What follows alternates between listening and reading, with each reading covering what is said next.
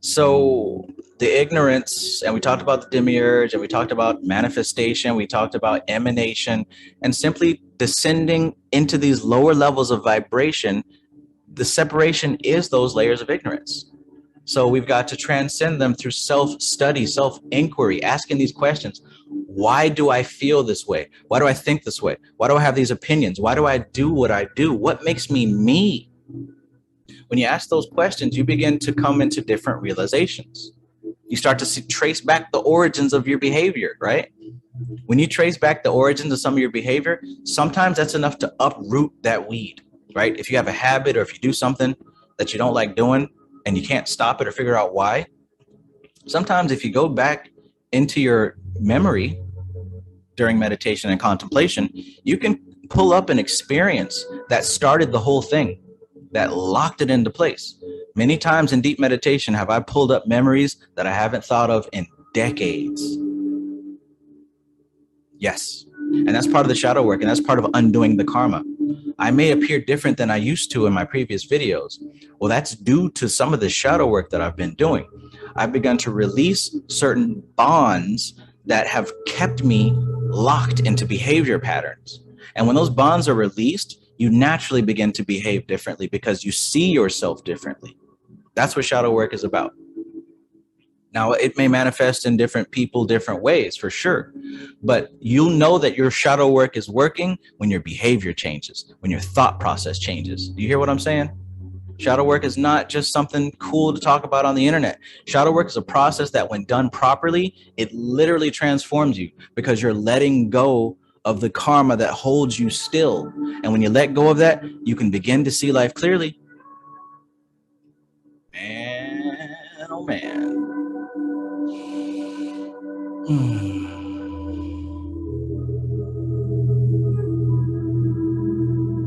Yeah.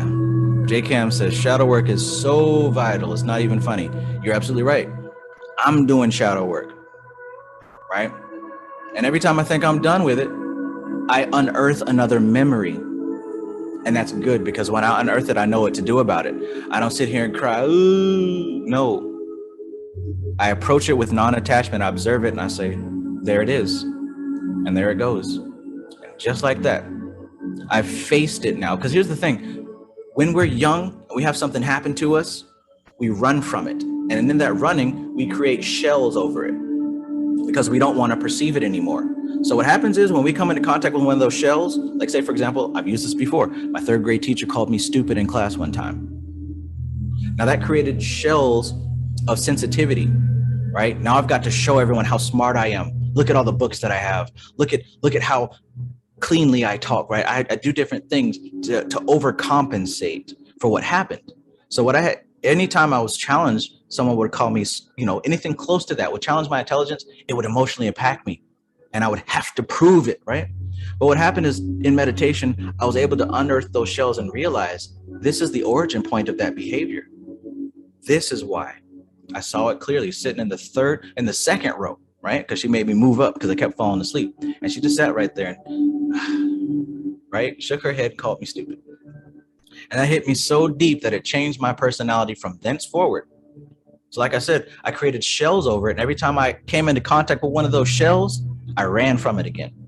I reacted to it.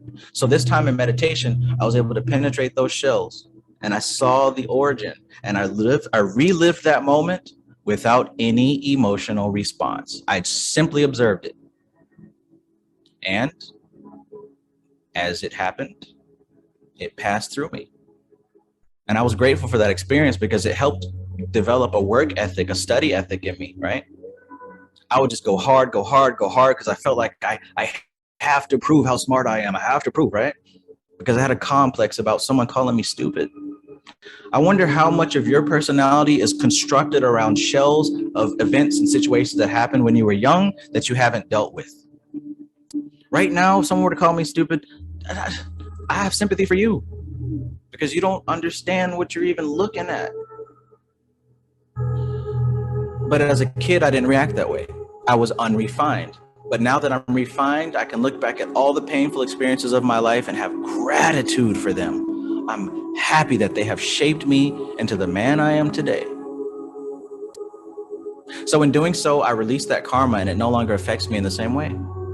This is what you do. And that's a perfect example of shadow work. That's what you're doing in shadow work. And it takes some people longer because when you face it, it still hurts. But the more that you work on non-attachment, it doesn't hurt as much. And eventually you can release it, let it go, send it back, and have gratitude for the people involved in the situation. It sounds crazy if you're still attached. If I was still attached to how mad, upset, and depressed she made me, I could never forgive her for that. Now, of course, there's worse things in the world than the teacher calling you stupid. But again, I was a young child. But I can look back and forgive her. She probably was having a bad day. She was probably frustrated with me. I was up here with my son getting agitated because he was getting stuck on the word exercise, right? But instead of taking it out on him, lashing it out, I didn't call him stupid. No, I was patient and had him just try it again. Just try it again. Just try it again. Just try it again. Just try it again. Eventually he got it. I wouldn't have been able to do that if I was still triggered by that past event. You see how this is connecting here with this whole shadow work aspect?